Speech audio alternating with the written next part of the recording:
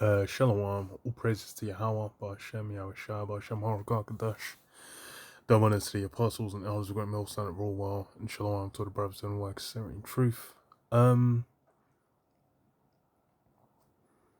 this article on Reuters talking about the French farmers, protesting on the street. And I believe tomorrow in the UK they're meant to get same thing happening over here. So we'll kind of see how it shakes out. But then just looking at it indicates the times we're in. These guys, and it's funny as well because for farmers, I know in the UK I'm not as familiar with France, but I'm assuming it's the same. I know for the States and for the UK, farming is like heavily subsidized to where the government basically funds it to keep it going, just so that there is some amount of like local produce, local food made, even if it's cheaper to get everything from overseas, just because in a time of war, trade war, any kind of conflict, or even natural disaster, whatnot, in any circumstance, there's a certain amount of food being produced and made in the country. So it's not just going to be like everything runs out. Obviously the UK, even with that, it's the UK is not got production levels to deal with that much. If that was to go there, it was wouldn't be able to handle it. But you have to keep a certain ecosystem. But then because of what's it called, like basically a global economy, like they're more or less it's going to be impossible to deal with food coming from places where men are getting paid 6 pence a day or some shit, or these men are getting paid like fractions of how much people are getting paid over here to farm and do things. So it's these guys are upset because obviously competing with that, they're through. They're fucking destitute. And then they would want the government to give them more support, but that's something that it's they're not getting what they desire so far. But the thing with that is because we know crisis is coming. Crisis is doing something. Crisis is doing something. Crisis is going to hit a point where you're not going to be able to get your bananas from Spain or your oranges from South Africa or whatever flown over. So then there'll be those farmers are going to be key. But then it's these are things that people don't really have in mind now. As far as it's like the pandemic ended, and then since then it's just like, will any form of hardship ever come ever again? That's really what people have in their mind, but they're not aware. So it says on the Reuters article, French farmers back on the streets as Mercosur trade talks stir fury. It says farmers staged protests across France on Monday at the prospect of a trade deal between the EU and South America's Mercosur bloc, which will further intensify competition for the French agriculture sector. The EU and four Mercosur members, Argentina, Brazil, Paraguay, and Uruguay, are pushing to conclude long-running trade negotiations by the end of the year. And yeah, Argentina, Brazil, Paraguay, Uruguay, they're going to have like way lower costs of like farming, producing all kinds of things. And then even their climate is going to be better for producing a bunch of things. They could have much more bountiful yields of certain goods because of the difference in climate as well. So it could if these guys are basically, not able to compete, not able to, contend with them with like the scale of production, and a lot of those South American countries, they have a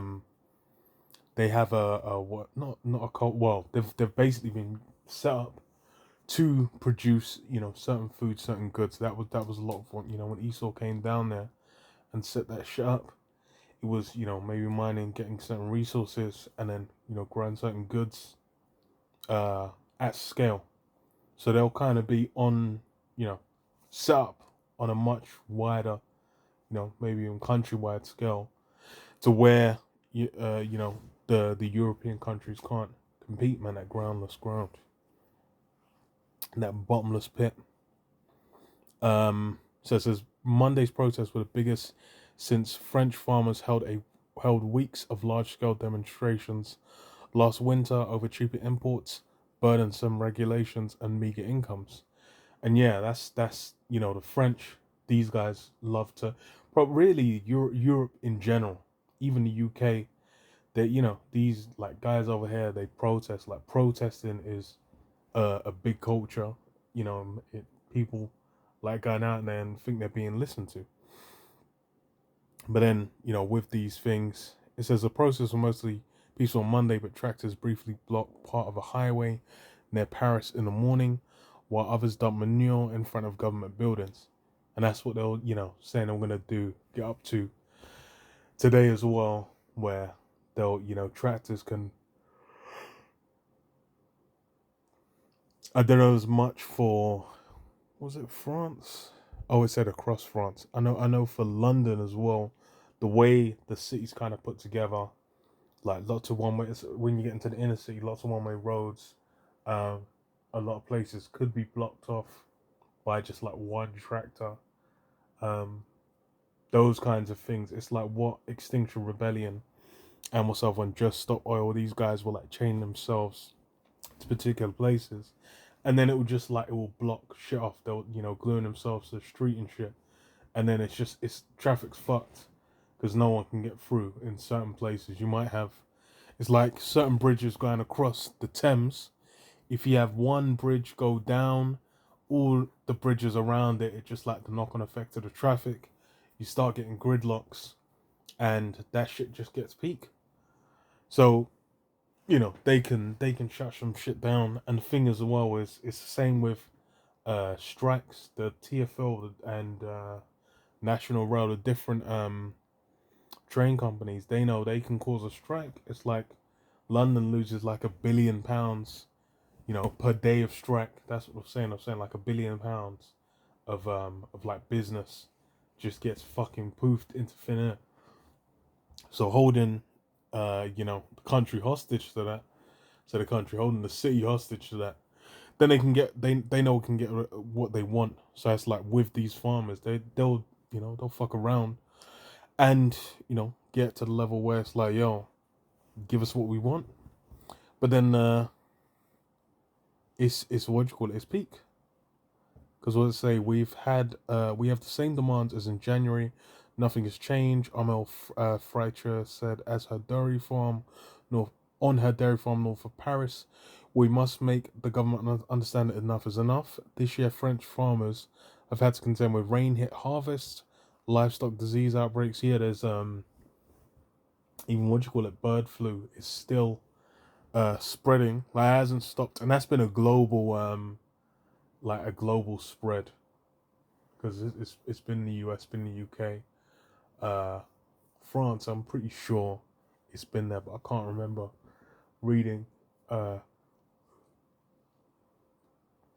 confirmation of it being over there. But it's been multiple years that's kind of been going around, and it's not been able to be stopped.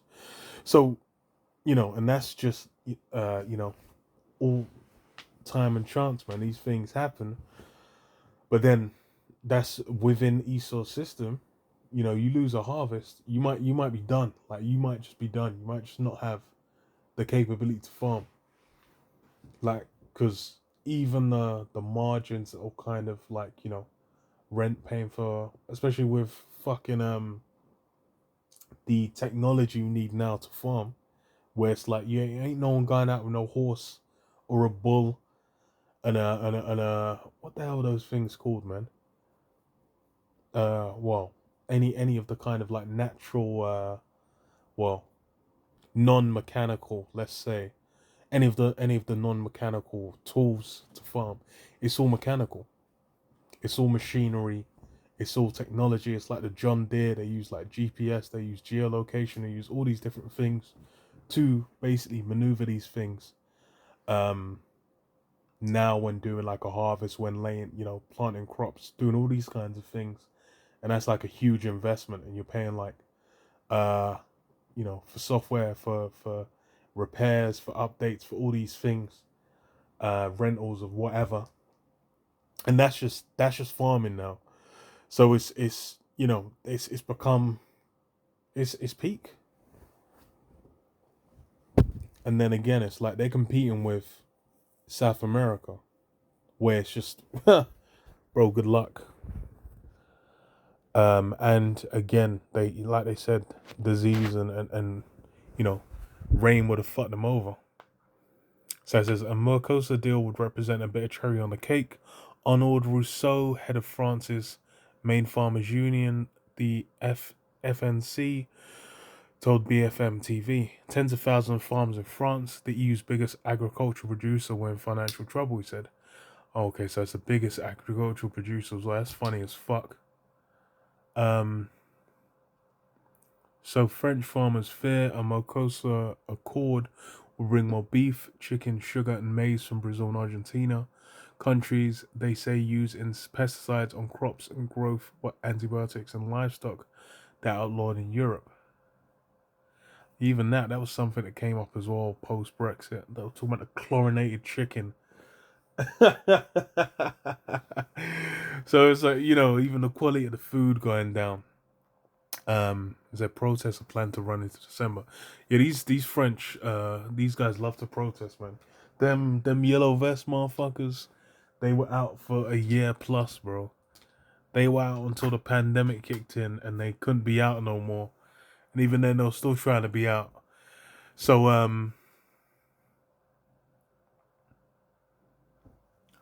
but yeah, it's peak. That's a bit is and if that goes through, like these a lot of these guys fold. But that's kind of going into the what do you call it, the new world order. You're having the folding, the collapsing, the crumping, the disintegration of what's it called, the so-called middle class, the small businesses and whatnot. Everything's basically becoming on that big industrial scale where you have like an Amazon, a Facebook, um, you know, a SpaceX, a Tesla, or whatever, one big overarching company that kind of manages all of it on a global scale. And that's what, even for these that small, small farmers, just like a bunch of small restaurants, man. When the pandemic kicked in, a bunch of them small restaurants just got nuked. Bro, there was so many companies where like little startups that might have their own little product, food, drinks, alcohol, alternative milks, all these different kinds of brands. Where as soon as that started, they were done. They just had to fold because they were basically in the process of like that first few years where you're building up the brand and you kind of need, you have your stock, you probably at a loss from the beginning, and then you're just kind of trying to build relationships, at a loss, and then eventually get to where you can scale it up to making a decent enough bit of money. But then there would have been people where they might have even been doing certain things, they might have even been scaling up, and then it just, it hit, and they were like, yo, well, okay, we ain't gonna be able to do shit for like the next 2-3 months, and that's enough to just kill it. Like we'll never recover. And that's how a lot of these places are, man. It's peak. So for these guys, they're on the edge. Huh.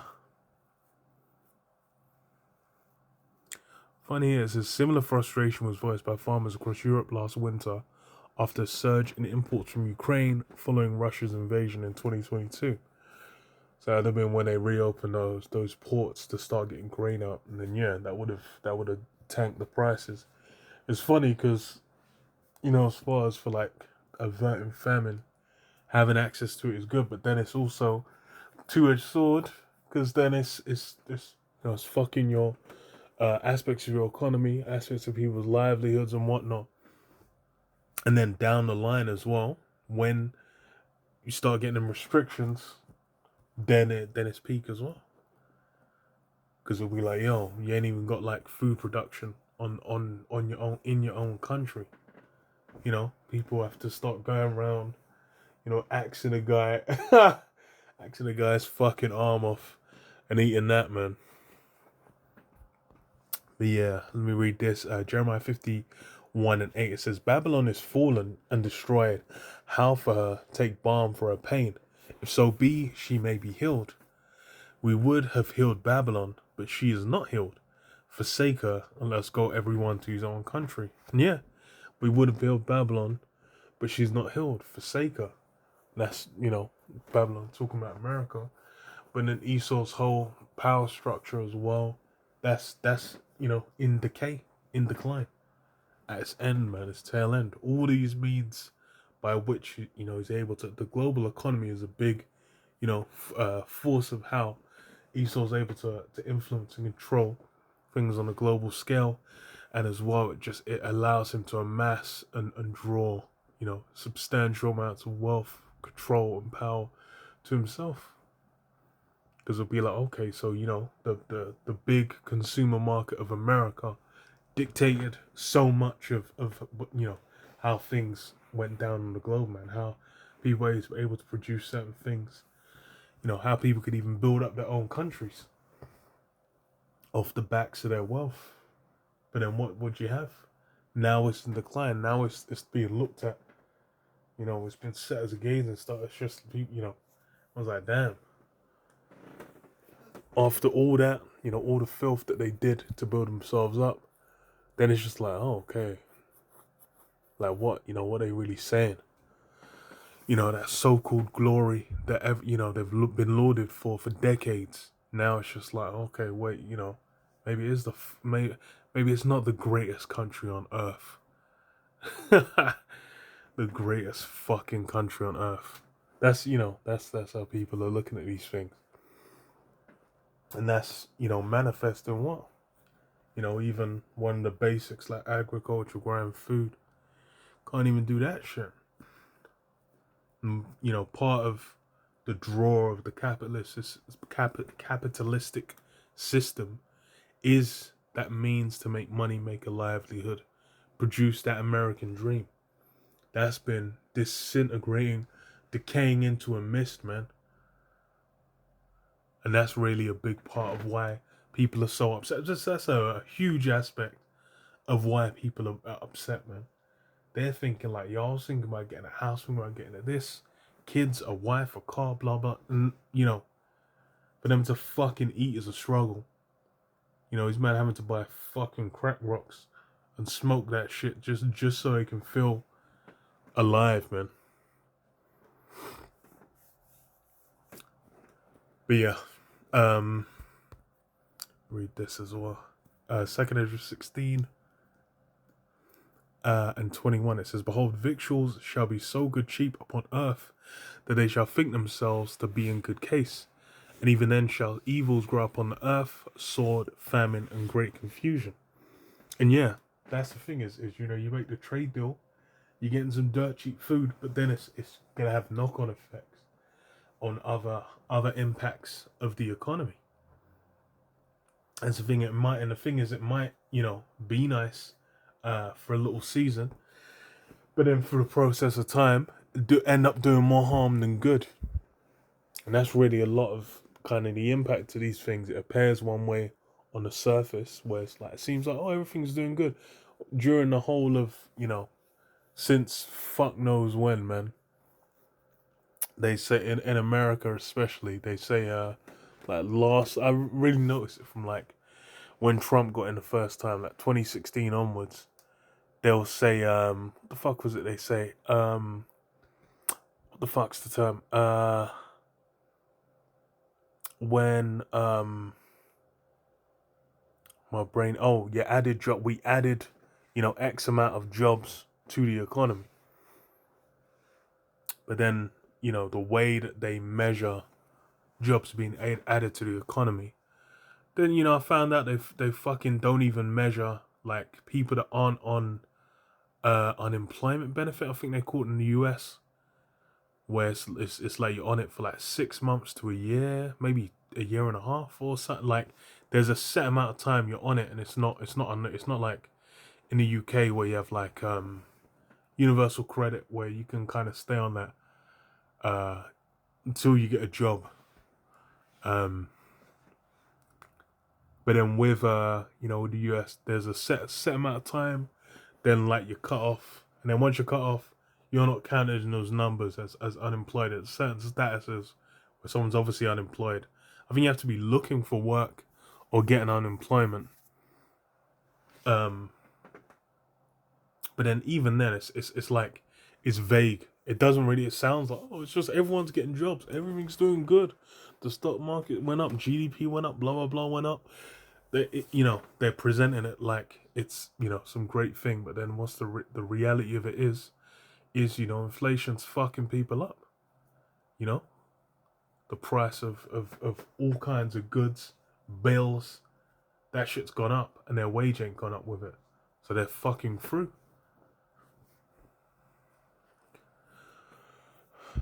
For many of them that dwell upon the earth shall perish of famine, and the other that escape the hunger shall the sword destroy. And the dead shall be cast out as dung, and there shall be no man to comfort them, for the earth shall be wasted, and the city shall be cast down. Yeah, so everyone's gonna be getting jacked up, man. Even though it seems like, you know, it's doing good. The reality of it's gonna be there's you know, all kinds of things waiting in the wings. And with the famine as well, it's not just, you know, France, not just the EU. That's happening in other these bread baskets of certain different grains, certain different foods production.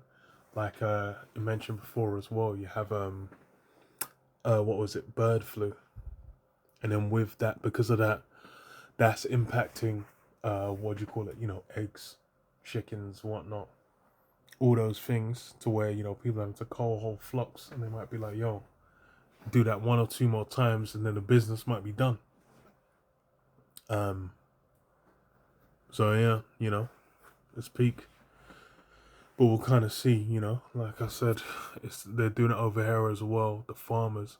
So we'll see how tomorrow. So we'll see how that shakes out, man. But yeah, I'll leave it there. Shalom, shalom.